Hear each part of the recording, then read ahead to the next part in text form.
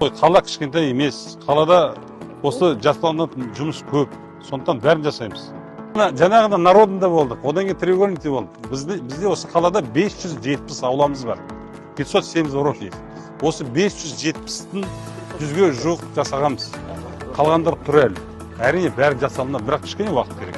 Өзгерістер неге қалада көрініп тұр? Бәрі болады. Уақыт керек кішкене. Осы 25 жылдың ішінде қордаланған мәселелер бір күн ішінде, 2 күн ішінде шешілмейді ғой.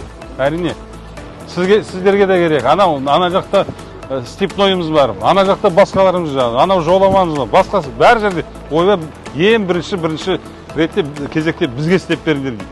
Жасап жатырмыз.